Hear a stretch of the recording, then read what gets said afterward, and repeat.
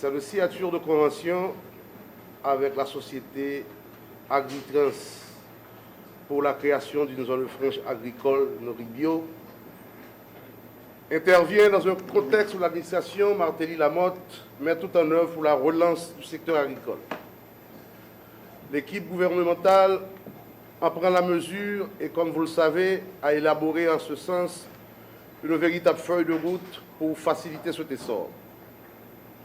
Aujourd'hui, la direction des zones franches est fière de s'associer à cette démarche à partir de la Convention pour l'implantation d'une zone franche agricole par la société Agritrans SA. La signature de cette convention par le président du Conseil national des zones franches, le ministre AI du Commerce et de l'Industrie, M. Wilson Lallo, avec le promoteur, M. Jovenel Moïse, va accorder ce matin l'agrément définitif au projet de zone franche agricole Noribio, conformément aux dispositions de la loi du 9 juillet 2002 portant sur les zones franches. La direction des zones franches est particulièrement soucieuse d'encourager l'essor de la création de zones franches agricoles par la mise en place de politiques publiques devant aboutir à la création de milliers d'emplois au bénéfice de la population. La zone franche agricole Noribio est un projet novateur et équilibré. Le promoteur s'associe à une fédération de planteurs de manière à rendre viable ce projet. Mis à part les avantages sociaux dont bénéficieront les planteurs, ils recevront également 20% des bénéfices générés par la production. Ils comptent aussi mobiliser tous les moyens pour rendre productives ces terres qui sont situées dans la localité de Lourou, deuxième section communale de la commune du Trou du Nord, dans l'arrondissement du département du Nord-Est, à moins de 30 km du port du Cap-Haïtien et de la frontière haïtiano-dominicaine. Mesdames, Messieurs, avec ce projet, la société Agritrans se propose de travailler en vue d'améliorer significativement la qualité de vie de nos planteurs vivant jusqu'ici en dessous du seuil de la pauvreté. Les principales denrées qui vont découler de cette exploitation massive des terres seront la banane plantain, des légumes de variétés diverses, produites en environnement protégé, et les figues bananes organiques. L'accord cadre qui va être signé aujourd'hui illustre parfaitement la volonté du gouvernement de mettre en œuvre tous les moyens nécessaires pour créer des emplois pour le peuple haïtien. Mesdames, Messieurs, permettez-moi que j'adresse tous mes remerciements au ministre du Commerce et de l'Industrie, M. Wilson Lallo, qui a pris une part active à l'accomplissement de ce projet en mobilisant toutes ses énergies pour arriver à la signature de cette convention et faire de ce projet une réalité. L'opportunité que m'offre cet événement qui nous rassemble ce matin me permet à nouveau d'adresser à l'ensemble des promoteurs de projets les plus vifs encouragements.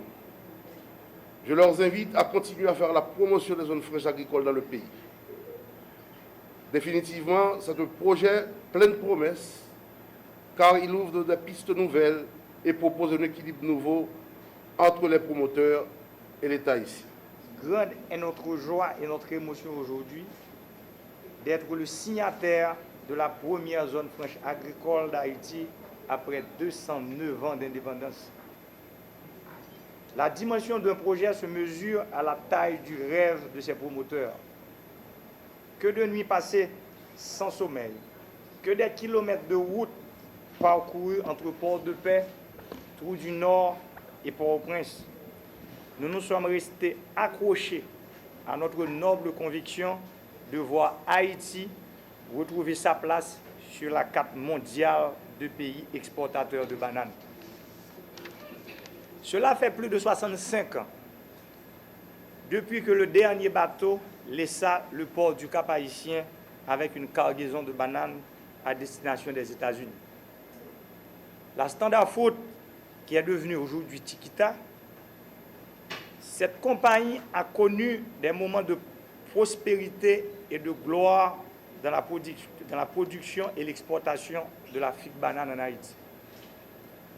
La République voisine est devenue en moins de 10 ans le premier exportateur mondial de figue banane organique avec des chiffres d'affaires dépassant les 200 millions de dollars américains par année.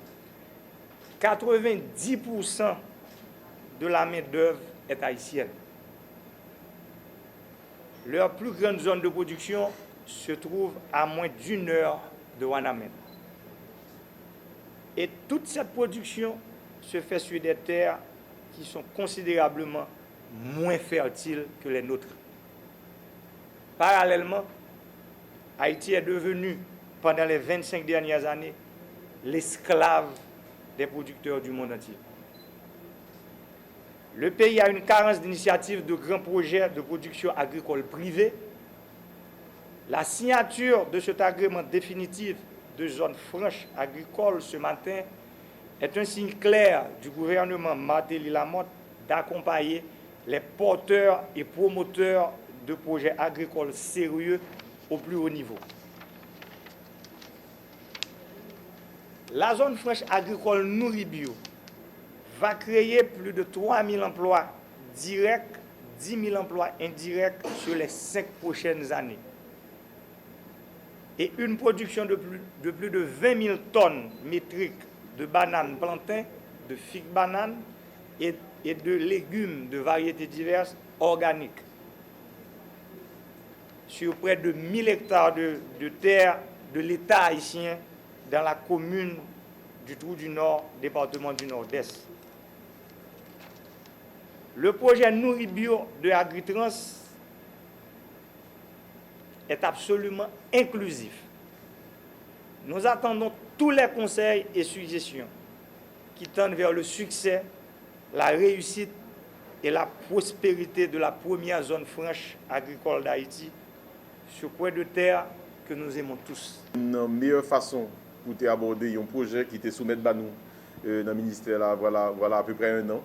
C'était un statut de zone franche, étant entendu que c'était un premier projet haïtien que nous devons recevoir et qui a gagné vocation pour produire figues bananes pour vendre à l'international. Nous connaissons porteur de projet a dit tout à l'heure que ça fait presque 70 ans depuis la dernière fois que Haïti a exporté figues bananes formellement sur les marchés internationaux, en particulier aux États-Unis. Alors que nous dit Haïti son pays essentiellement agricole, tout le temps on a répété ça dans le manuel scolaire nous écrit, mais nous rendons compte que la politique qui pour faire que l'agriculture elle-même modernisée, il n'est pas toujours en place. Et nous connaissons que l'année 2013, le président de la République, le gouvernement, a décrété année de l'environnement et de l'agriculture.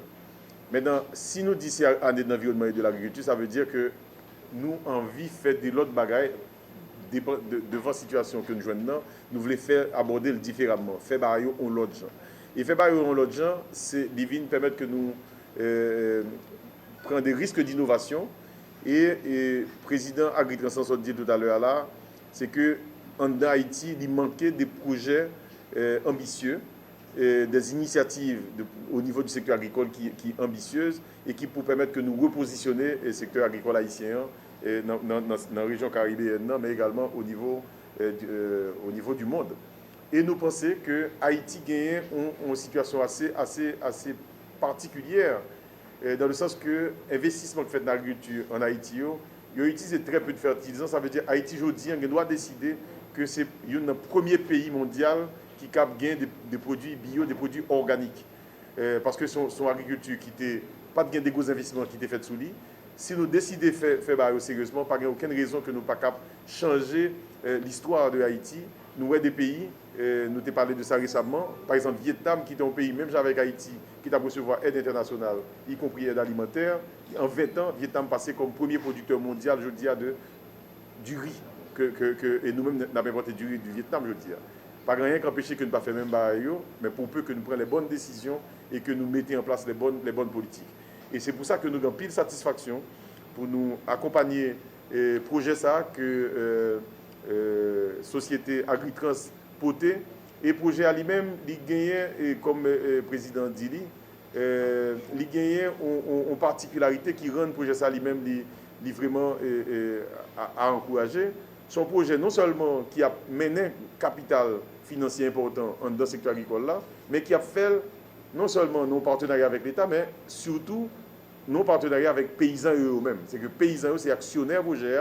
Ce n'est pas un projet côté Moudine fait, puis on fait paysans qui travaillent comme main-d'œuvre seulement, mais paysans, en dehors du fait qu'ils travaillent dans le projet, mais le projet, c'est projet pas autour, donc il a participé dans le bénéfice qu'il a fait dans le projet. Donc, le président Martelly, lui-même, il a une importance majeure à un projet comme ça. Lui-même, il était payé nos visites pour lui regarder l'espace côté il a besoin de développer le projet.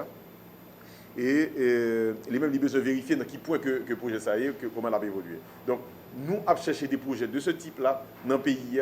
Et si ça fait remarquer dans le projet de budget année ça, eh bien, il dit clairement dans une 50 mesures en soutien à l'emploi et à la croissance économique que l'État va encadrer et encourager n'importe qui projet qu'il va faire avec des organisations qui structurent les têtes et qui ont intervenu sur au moins 10 hectares de terre. Donc, nous avons essayé de comment remembrer les terres agricoles et comment permettre que la productivité agricole a améliorée, pour revenus dans l'agriculture a amélioré, pour changer la situation du monde, qui représentait plus de la moitié de la population et qui ont même qu'un population ça, qu'un pays ça, qu'un économie pays.